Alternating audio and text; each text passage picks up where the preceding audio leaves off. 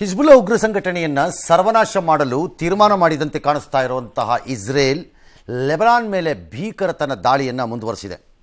ಬರೀ ವೈಮಾನಿಕ ದಾಳಿ ಅಷ್ಟೇ ಅಲ್ಲದೆ ಈಗ ಗ್ರೌಂಡ್ ಫೋರ್ಸಸ್ ಅಂದರೆ ಇಸ್ರೇಲ್ ಪಡೆಗಳು ಲೆಬನಾನ್ ಗಡಿ ಒಳಕ್ಕೆ ನುಗ್ಗಿವೆ. ಬಟ್ ಅದನ್ನು Israel it's A very limited operation ಅಂತ ಕರೀತಿದ್ದಾರೆ. ಬಾಂಬ್ ಮೇಲೆ ಬಾಂಬ್ ಹಾಕ್ತಾನೆ ಇದ್ದಾರೆ, ಬಿಡ್ತಾನೆ ಇಲ್ಲ ಸಿಕ್ಕಿದ ಕಡೆ. ಇನ್ಫ್ಯಾಕ್ಟ್ ಅವ್ರು ಹೇಳ್ತಿರೋದು, ನಿಮ್ಮ ಮನೆಗಳಲ್ಲಿ ನೀವು ಮಿಸೈಲನ್ನು ಇಟ್ಟೋಗಿದ್ರೆ ಹಿಜ್ಬುಲ್ಲಾನವರು ಅಥವಾ ಬಾಂಬ್ಗಳನ್ನು ಇಟ್ಟಿದ್ರೆ ನೀವು ಆ ಜಾಗದಲ್ಲಿ ಕೂತ್ಕೊಂಡಿದ್ದು ನಾಳೆ ನಾವು ಅಲ್ಲಿಗೆ ಹೊಡೆದಾಗ ನಿಮ್ಮ ಮನೆ ನಾಶ ಆಯಿತು ಅಂತ ಅನ್ಕೋಬೇಡಿ, ಖಾಲಿ ಮಾಡಿಬಿಡಿ ಅದು ಜಾಗನ ಅಂತ. ನಾವು ಹೊಡಿತೀವಿ ಗ್ಯಾರಂಟಿ ಅಂತ ಅವರು. ಆದರೆ ಇಸ್ರೇಲ್ ಪಡೆಗಳು ಲೆಬನಾನ್ ಗಡಿನ ಪ್ರವೇಶಿಸಿಲ್ಲ ಅಂತ ಅವು ಹೇಳ್ತಿವೆ. ಬಟ್ ಟನಲ್ಗಳನ್ನೆಲ್ಲ ಹುಡುಕಿ ಸ್ಫೋಟಿಸ್ತಾ ಇವೆ.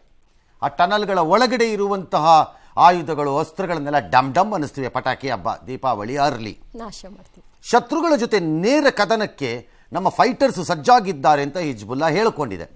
ಹೇಳ್ಬೋದು, ಫೈಟು ಮಾಡ್ಬೋದು, ಮುಂದೇನಾಗತ್ತೆ ಗೊತ್ತಿಲ್ಲ ಅಷ್ಟೇ. All right. ಇದರ ನಡುವೆ ಇರಾನ್ ಮೇಲೆ ಇಸ್ರೇಲ್ ಕೋಪ ಮಾಡಿಕೊಂಡಿದೆ. ಈಗ ಯುದ್ಧ ಸಾರಂಗ್ ಕಾಣಿಸ್ತಿದೆ. ನೀವು ಇರಾನ್ನವ್ರು ಹೀಗೇ ಆಡ್ತಾ ಇದ್ದರೆ ನೀವು ಏನು ನಮ್ಮ ದಾಳಿಯಿಂದ ತಪ್ಪಿಸಿಕೊಳ್ಳುವಷ್ಟು ದೂರದಲ್ಲೇನು ಇಲ್ಲ, ನೀವು ಬಿ ಕೇರ್ಫುಲ್ ಅಂದಿದ್ದಾರೆ ಅವ್ರಿಗೆ. ಅವ್ರಿಗೆ ಇರಾನ್ನವ್ರಿಗೆ ಅದು ಅರ್ಥ ಆದರೂ ಆಗ್ಬೋದು. ಬಿಕಾಸ್ ಹಮಾಸ್ನ ಮುಖ್ಯಸ್ಥನನ್ನು ಇರಾನ್ನಲ್ಲಿ ಡಮ್ ಅನ್ನಿಸ್ಬಿಟ್ಟು ಎಗರಿಸ್ಬಿಟ್ರಿ ಇವರು. ಹಾಗಾಗಿ ಗೊತ್ತಿಲ್ಲ, ಹೇಳಕ್ಕೆ ಬರಲ್ಲ ಅವಾಗ. ಮತ್ತು ಇರಾನ್ನ ನಿರಂಕುಶ ಆಡಳಿತವನ್ನು ತೊಲಗಿಸಿ ಅಲ್ಲಿಗೆ ಸ್ವಾತಂತ್ರ್ಯ ತರ್ತೀವಿ, ನೋಡ್ತಾ ಇರಿ ಅಂತ ಅವರು ಅಲ್ಲಿಯ ಪ್ರಧಾನಿ ಇಸ್ರೇಲ್ ನೆತನ್ಯಾಹು ಹೇಳ್ತಾರೆ. ಇಸ್ರೇಲ್ ಮೇಲೆ ನೇರ ದಾಳಿಗೇನಾದರೂ ಇರಾನ್ ಹೋದರೆ, ಬಿಕಾಸ್ ಈಗ ಬರ್ತಿರೋ ಮಾಹಿತಿಗಳ ಪ್ರಕಾರ ಇರಾನ್ ಇನ್ನೇನು ಸದ್ಯದಲ್ಲೇ ಲಾಂಗ್ ರೇಂಜ್ ಬ್ಯಾಲಿಸ್ಟಿಕ್ ಮಿಸೈಲ್ಗಳನ್ನು ಲಾಂಚ್ ಮಾಡುತ್ತೆ, ಕ್ಷಿಪಣಿಗಳನ್ನು ಅಂತ ಹೇಳ್ತಿದ್ದಾರೆ. ಹಾಗಾಗಿ ಅಮೆರಿಕ ಹೇಳ್ತಿದೆ, ಏನಾದರೂ ನೇರವಾಗಿ ಮಾಡಿಗಿಡಿದ್ರೆ ಅದರ ಪರಿಣಾಮಗಳನ್ನು ಎದುರಿಸ್ತೀರಿ ಅಂತ ಇರಾನ್ಗೆ ಹೇಳ್ತಿದೆ ಅಮೆರಿಕ. ಇದೆಲ್ಲದರ ಮಧ್ಯೆ ಇಸ್ರಾನ್ ಲೆಬನಾನ್ ಗಡಿಯಲ್ಲಿ 600 ಭಾರತೀಯ ಸೈನಿಕರನ್ನು ನಿಯೋಜನೆ ಮಾಡಿರೋದಾಗ ವಿಶ್ವಸಂಸ್ಥೆ ಹೇಳಿದೆ. ಪೀಸ್ ಕೀಪಿಂಗ್ ಫೋರ್ಸಿಗೆ ನಮ್ಮವ್ರು ಹೋಗಿರ್ತಾರೆ, ಕರ್ಕೊಂಡೋಗಿ ವಿಶ್ವಸಂಸ್ಥೆಯವರು ಅಲ್ಲಿ ಬಿಟ್ಟಿರ್ತಾರೆ. ಎಲ್ಲ ವ್ಯವಹಾರಕ್ಕೆ ಇಂಡಿಯಾನವ್ರು ಬೇಕು, ಪುಕ್ಕಟೆ. ಆಮೇಲೆ ಬೈಸ್ಕೊಳಕ್ಕೆ ನಾವು. ಅದಕ್ಕೆ ನಮ್ಮ ಸರ್ಕಾರ ಹೇಳಿದೆ, ನೋಡೋಣ, ನಮಗೂ ಅದು ಕಳವಳಕಾರಿಯಾಗಿದೆ, ನಾವು ಅದಕ್ಕೆ ಪರಿಶೀಲಿಸ್ತೀವಿ ಇರಿ ಅಂತ. ಈ ಮಧ್ಯೆ ಪ್ರಧಾನಮಂತ್ರಿಗಳು ನೆತನ್ಯಾಹು ಫೋನ್ ಮಾಡಿ ಬೆಳವಣಿಗೆಗಳ ಬಗ್ಗೆ ಕಳವಳ ವ್ಯಕ್ತಪಡಿಸಿ, don't start a open uncontrolled ವಾರ್ನ ಸ್ಟಾರ್ಟ್ ಮಾಡಬೇಡಿ ಅಂತ ಅವ್ರ ಫ್ರೆಂಡ್ಗೆ ಹೇಳಿದಾರಂತೆ. ಅವ್ರು ಕೇಳಬೇಕಲ್ಲ, ಕೇಳಿಸ್ಕೊಳ್ಳೋ ಸ್ಥಿತಿಯಲ್ಲಿದ್ದಾರೆ. ಎಸ್.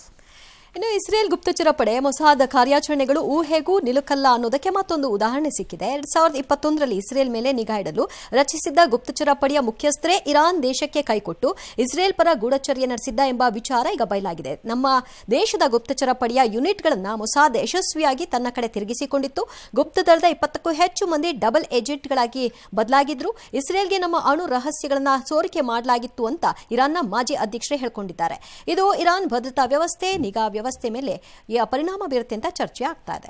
ಅಂತ ಕಮೇನಿ ಇಂಡಿಯಾಗೆ ಭಾಷಣ ಬಿಗಿತಾರೆ ಬಂದು. ಇಲ್ಲಿ ಮುಸ್ಲಿಮರ ಪರಿಸ್ಥಿತಿ ಹೇಗಿದೆ ಅಂದರೆ ಗಾಜಾಲ್ ಇದ್ದಂಗಿದೆಯಂತೆ. ಇಲ್ಲಿ ಕರ್ಕೊಂಬಂದು ಶಿವಾಜಿನಗರ ಅಥವಾ ನಮ್ಮದು ಎಲ್ಲೆಲ್ಲಿ ಪಾಪ್ಯುಲೇಷನ್ ಇದೆ, ನಮ್ಮಲ್ಲಿ ಮೈನಾರಿಟಿ ಪಾಪ್ಯುಲೇಷನ್, ಅದು ಇಲ್ಲದೇ ಇರೋ ಜಾಗದಲ್ಲೂ, ಯಾಕೆ ಅದೊಂದೇ ಜಾಗ ಅಂತ ಹೇಳ್ಬೇಕು ನಾವು, ಇಲ್ಲದೇ ಇರೋ ಜಾಗದಲ್ಲೂ ತೋರಿಸ್ಬೇಕು ಹೆಂಗಿದ್ದಾರೆ ಎಲ್ಲ ಅಂತ. ಅವ್ನು ಭಾಷಣ ಬಿಗಿತಾರಲ್ಲ ಕೂತ್ಕೊಂಡಲ್ಲಿ, ಎಲ್ಲೆಲ್ಲಿಗೋ ಲಿಂಕ್ ಮಾಡಿ ಹೇಳೋದು. ಆಯಿತು. ಜಮ್ಮು ಕಾಶ್ಮೀರ ಚುನಾವಣೆ ಅದೇ ಕರೆಕ್ಟ್ ಜನ ನನ್ನ ಪ್ರಕಾರ ರಾಜಕಾರಣಿಗಳಿಗೆ ಕಪಾಳ ಕೊಟ್ಟಿದ್ದಾರೆ. ನನ್ನ ಪ್ರಕಾರ ಅವ್ರು ಯಾರನ್ನಾರು ಆಯ್ಕೆ ಮಾಡಲಿ, ಅವ್ರು ಕಾಂಗ್ರೆಸ್ನ ಆಯ್ಕೆ ಮಾಡ್ತಾರೋ, ನ್ಯಾಷನಲ್ ಕಾನ್ಫರೆನ್ಸ್ ಮಾಡ್ತಾರೋ, PDP ಮಾಡ್ತಾರೋ, BJP ಮಾಡ್ತಾರೋ, ಇಂಡಿಪೆಂಡೆಂಟ್ ಮಾಡ್ತಾರೋ, ಯಾರನ್ನಾರು ಮಾಡ್ಕೊಳ್ಳಿ. ಆಸಕ್ತಿ. ಆದರೆ ಬುಡ್ಬುಡಿಕೆಗಳದ್ದು ಏನು ಬಿಡ್ತಾ ಇದ್ರಿ ರೈಲನ್ನ ಅಂದರೆ ರಾಜಕಾರಣಿಗಳು ನೀವು ಕೇಳಿಸ್ಕೊಳ್ಳೋರು ಇದ್ದಾರೆ. ನೋಡಿ ಏನು ಮಾಡಿದ್ದಾರೆ. ಇವತ್ತು ಕೊನೆಯ ಹಂತದ 40 ಸ್ಥಾನ ನಡೀತಲ್ಲ, ಅದಕ್ಕೆ 65ಕ್ಕೂ ಹೆಚ್ಚು % ಮತದಾನ ಆಗಿದೆ. ವಿಚ್ ಈಸ್ ಮೋರ್ ದ್ಯಾನ್ ಎಲ್ಲೋ ಬೆಂಗಳೂರಲ್ಲಿ ವೋಟ್ ಆಗಿದ್ದೋ ಬಾಂಬೆಲಿ ವೋಟ್ ಆಗಿದ್ದಕ್ಕಿಂತನೂ ಜಾಸ್ತಿ. ಹೌದು, ಅರ್ಥ ಮಾಡ್ಕೊಳ್ಳಿ. ಫಸ್ಟ್ ಕ್ಲಾಸಾಗಿ ವೋಟ್ ಹಾಕಿದ್ದಾರೆ. ಹರಿಯಾಣನಲ್ಲೂ ನಡೀತಿದೆ ಎಂದಿನಂತೆ. ಅವ್ರನ್ನವರು ಬೈಕೊಂಡು ಓಡಾಡ್ತಿದ್ದಾರೆ. ಅದು ಕಾಮನ್ ಅಲ್ವಾ ಸರ್? ಕಾಮನ್. ಬೈದೇ ಇದ್ರೆ ಭಾಳ ಬೇಜಾರಾಗತ್ತೆ. ಯಾರಿಗೆ ಸರ್? ಅವರವರಿಗೇನಾ?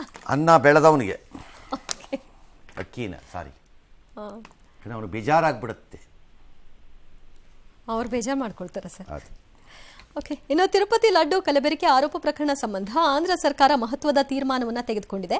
ಸುಪ್ರೀಂ ಕೋರ್ಟ್ ಕ್ಲಾಸ್ ಬೆನ್ನಲ್ಲೇ ಎಸ್ಐಟಿ ತನಿಖೆಯನ್ನ ತಾತ್ಕಾಲಿಕವಾಗಿ ರದ್ದು ಮಾಡಿದೆ. ಇದರ ಮಧ್ಯೆ 11 ದಿನಗಳ ಪ್ರಾಯಶ್ಚಿತ್ತ ದೀಕ್ಷೆ ನಡೆಸಿರುವ ಡಿಸಿಎಂ ಪವನ್ ಕಲ್ಯಾಣ್ ದೀಕ್ಷೆ ತೊರೆಯಲು ತಿರುಪತಿ ತಿರುಮಲಕ್ಕೆ ತೆರಳಿದ್ದಾರೆ. ಅಲಿಪಿರಿ ಮೆಟ್ಟಿಲು ಮೂಲಕ ಬೆಟ್ಟ ಹತ್ತಿದ್ದಾರೆ. ನಾಳೆ ಬೆಳಗ್ಗೆ 11 ಗಂಟೆಗೆ ತಿಮ್ಮಪ್ಪನ ದರ್ಶನವನ್ನ ಮಾಡಿ ದೀಕ್ಷೆಯನ್ನ ಕೈಬಿಡಲಿದ್ದಾರೆ. ವಿಜಯವಾಡದಲ್ಲಿ ಮಾತನಾಡಿದ ಪವನ್, ಕಳೆದ 5 ವರ್ಷದಲ್ಲಿ ಆಂಧ್ರದಲ್ಲಿ 219 ದೇಗುಲಗಳನ್ನು ನಾಶ ಮಾಡಿದ್ದಾರೆ. ಹೀಗಾಗಿ ಸನಾತನ ಧರ್ಮ ರಕ್ಷಣೆ ಅತ್ಯವಶ್ಯಕ ಅಂತ ಹೇಳಿದ್ದಾರೆ. ಅದಕ್ಕಾಗಿ ನಾನು ಹೋರಾಡ್ತೀನಿ ಅಂತ ಕೂಡ ತಿಳಿಸಿದ್ದಾರೆ. ಹೋರಾಡ್ಲಿ, ಏನು ತಪ್ಪಿದೆ? ದೇಗುಲಗಳ ನಾಶ ಮಾಡೋದು ಅದ್ರ ಬಗ್ಗೆ ದೇಗುಲ ನಾಶ, ಸನಾತನ ಧರ್ಮ ಹೋರಾಡ್ಲಿ, ತಪ್ಪೇನಿದೆ? ಹೌದು, ಬೇರೆಯವರೆಲ್ಲ ಎಲ್ಲದಕ್ಕೂ ಹೋರಾಡ್ಕೋಬಹುದು ಅಂದ್ರೆ ಅವರು ಹೋರಾಡ್ಬೋದು, ಅದ್ರಲ್ಲಿ ಏನಿದೆ? ಅದಕ್ಕೇನು ಅಡ್ಡಿ ಇಲ್ಲ, ಏನಿಲ್ಲ. ಸಾರ್ವಜನಿಕ ರಸ್ತೆ, ಫುಟ್ಪಾತು, ರೈಲ್ವೆ ಹಳಿ, ಜಲಮೂಲಗಳನ್ನೆಲ್ಲ ಆಕ್ರಮಿಸಿ ನಿರ್ಮಿಸಿದ ಯಾವುದೇ ಧರ್ಮದ ಧಾರ್ಮಿಕ ಕಟ್ಟಡಗಳನ್ನಾದರೂ ಸರಿ ಅದನ್ನು ತೆರವು ಮಾಡಬೇಕು ಅಂತ ಸುಪ್ರೀಂ ಕೋರ್ಟ್ ಸ್ಪಷ್ಟಪಡಿಸಿದೆ. ಬರೀ ಧಾರ್ಮಿಕ ಕಟ್ಟಡ ಅಲ್ಲ, ಈ ಫುಟ್ಪಾತಲ್ಲಿ ಬೇರೆ ಯಾವ್ದಾರು ಅಕ್ರಮ ಆಗಿದ್ರು ಅದನ್ನು ಕಿತ್ತಾಕ್ಬೇಕಪ್ಪ. ಬರೀ ಧಾರ್ಮಿಕ ಕಟ್ಟಡನೇ ಅಲ್ಲ, ಯಾರು ಇಲ್ಲಿ ದರ್ಗಾನೋ ಗುರುದ್ವಾರನೋ ದೇವಸ್ಥಾನನೋ ಎಲ್ಲ ತೆಗಿಬೇಕು ಅಂತ ಸುಪ್ರೀಂ ಕೋರ್ಟ್ದು ಪೀಠ ಹೇಳಿದೆ. ಬಟ್ ಇನ್ನು ಜಡ್ಜ್ಮೆಂಟ್ ಫೈನಲ್ ಆಗಿಲ್ಲ, ಕೊಡ್ತಾರೆ. ನೋಡೋಣ ಅವ್ರು ಏನು ಕೊಡ್ತಾರೆ ಅಂತ ನೋಡೋಣ. ಒತ್ತುವರಿ ಇದಕ್ಕೆ ಅದೇ ಬುಲ್ಡೋಸರ್ ನ್ಯಾಯಕ್ಕೆ ಹೋಗಿದೆಯಲ್ಲ ಅದೀಗ, ಅದಕ್ಕೆ ಈ ಕಾಮೆಂಟ್ ಅವ್ರು ಹಾಕಿರೋದು. ಆಮೇಲೆ ನೋಡೋಣ ಫೈನಲಿ ಏನು ಹೇಳ್ತಾರೆ ಅಂತ. ತೀರ್ಪು ಕಾಯ್ದಿರಿಸಿದಾರಲ್ಲ, ನೋಡೋಣ. ಇನ್ನು ಭಾರತದಲ್ಲಿ ನೈಋತ್ಯ ಮುಂಗಾರು ನಿನ್ನೆಗೆ ಮುಕ್ತಾಯವಾಗಿದೆ. ಈ ಬಾರಿ ವಾಡಿಕೆಗಿಂತ 8% ಅಧಿಕ ಮಳೆಯಾಗಿದೆ. ಈ ಬಾರಿ 93.48 ಸೆಂಟಿಮೀಟರ್ನಷ್ಟು ಮಳೆಯಾಗಿದೆ. ದಕ್ಷಿಣ ಭಾರತದಲ್ಲಿ ವಾಡಿಕೆಗಿಂತ 14% ಮಳೆಯಾಗಿದೆ. ರಾಜ್ಯದಲ್ಲಿ ನವೆಂಬರ್ವರೆಗೂ ಮಳೆ ಮುಂದುವರಿಯುತ್ತೆ ಅಂತ ಹವಾಮಾನ ಇಲಾಖೆ ತಿಳಿಸಿದೆ. ನಿನ್ನೆ ರಾತ್ರಿ ಚಿತ್ರದುರ್ಗ, ಚಿಕ್ಕೋಡಿ, ಹಾವೇರಿ ಸೇರಿ ವಿವಿಧೆಡೆ ಮಳೆಯಾಗಿದೆ. ಕೋಲಾರದಲ್ಲಿ ಮಳೆ ಇಲ್ಲ, ಆದರೆ ಮಂಜು ಬೀಳ್ತಿದೆ. ಇದರ ನಡುವೆ ರಾಜ್ಯದಲ್ಲಿ ತಾಪಮಾನ ಹೆಚ್ಚಾಗ್ತಾ ಇದ್ದು ಬೆಂಗಳೂರಿನಲ್ಲಿ 31 ಡಿಗ್ರಿ ಸೆಲ್ಸಿಯಸ್ ಉಷ್ಣಾಂಶ ದಾಖಲಾಗಿದೆ. ಹಾವೇರಿ, ಬಾಗಲಕೋಟೆಯಲ್ಲಿ ಉಷ್ಣಾಂಶ 35 ಡಿಗ್ರಿ ದಾಟಿದೆ. ಈ ಋತುವಿನಲ್ಲಿ ವಾಡಿಕೆಗಿಂತ 2-3 ಡಿಗ್ರಿ ತಾಪಮಾನ ಏರಿಕೆ ಕಂಡಿದೆ.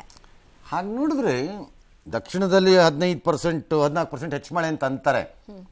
ನೋ, ಸೆಪ್ಟೆಂಬರ್ನಲ್ಲಿ ಬಹಳ ಕೆಟ್ಟದಾಗಿ ಮಳೆ ಆಗಿದೆ ನಮಗೆ. ವಿಪರೀತ ಹಾಗೇ ಇಲ್ಲ, ವಿಪರೀತ ಅಂತ ಜಾಸ್ತಿ ಅಲ್ರಿ ರೈ, ಇವ್ರು ಯಾರ್ರಿ ಇವರು? ಕೆಟ್ಟದಾಗಿ ಮಳೆ ಆಗಿದೆ ಅಂದ್ರೆ ಹಾಗೇ ಇಲ್ಲ ನಮಗೆ ಮಳೆ. ವಾಡಿಕೆಗಿಂತ ಕಡಿಮೆ ಆಗಿದೆ ಸೆಪ್ಟೆಂಬರ್ನಲ್ಲಿ. ಈಗ ಪದೇ ಪದೇ ವೆದರ್ ಹೇಳ್ತಾ ಇದೆ, ಹವಾಮಾನ ಮತ್ತು ಪರಿಸರ ಎನ್ವಿರಾನ್ಮೆಂಟ್ ಹೇಳ್ತಿದೆ ಕಥೆಗಳನ್ನು. ನಾವು ಅರ್ಥನೇ ಮಾಡ್ಕೊಳಕ್ಕೆ ರೆಡಿ ಇಲ್ಲ. ಈಗಲೂ ತಿತ್ಕೊಳ್ಳಿಲ್ಲ ಅಂದರೆ ರಜನಿಕಾಂತ್ ಅವ್ರಿಗೆ ತೀವ್ರ ಹೊಟ್ಟೆ ನೋವಿನ ಕಾರಣ ನಿನ್ನೆ ರಾತ್ರಿ ಆಸ್ಪತ್ರೆಗೆ ಸೇರಿಸಿದ್ರು ಚೆನ್ನೈನಲ್ಲಿ. ಹೃದಯನಾಳಕ್ಕೆ ಸಂಬಂಧಿಸಿದಂಥ ಯಾವುದೋ ಚಿಕಿತ್ಸೆ ಮುಂದುವರಿದ. ಆರೋಗ್ಯ ಸ್ಥಿರವಾಗಿದೆ ಎಂದಿದ್ದಾರೆ ಆಸ್ಪತ್ರೆ ಪ್ರಕಟಣೆ ಪ್ರಕಾರ. ಅನಾರೋಗ್ಯದ ವಿಚಾರ ತಿಳಿದು ಅಭಿಮಾನಿಗಳೆಲ್ಲ ಸೇರಿದ್ರಂತೆ. ಆಮೇಲೆಲ್ಲ ಈಗ ನೀವು ಅವೆಲ್ಲ ಓಕೆ, ಸುಮ್ಮನಾಗಿದ್ದಾರೆ.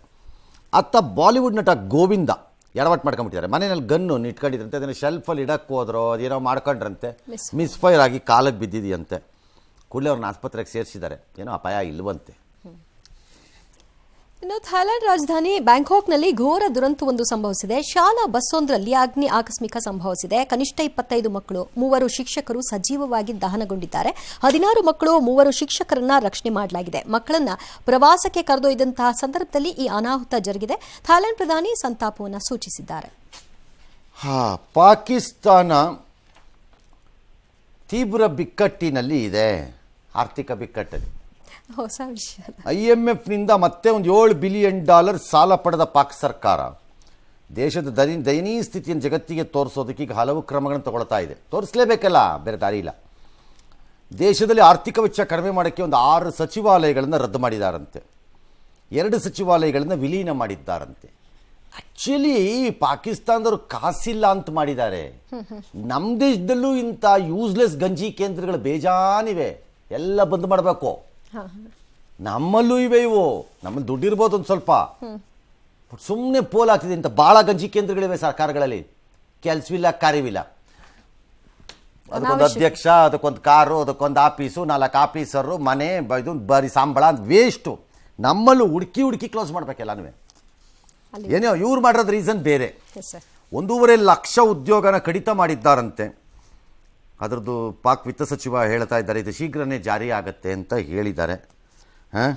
ಯಾಕೆ ಅಂದರೆ ಕಾಸಿಲ್ಲ, ಉಳಿಸಲೇಬೇಕಿಲ್ಲಾದರೂ, ಬೇರೆ ದಾರಿ ಇಲ್ಲ. ಆಲ್ ರೈಟ್, ನೋಡೋಣ. ಅರ್ಥ ಅವ್ರು ಏನು ಮಾಡ್ತಾರೋ ಮಾಡಲಿ, ನಾವೇನು ಮಾಡ್ತೀವೋ ಮಾಡೋಣ.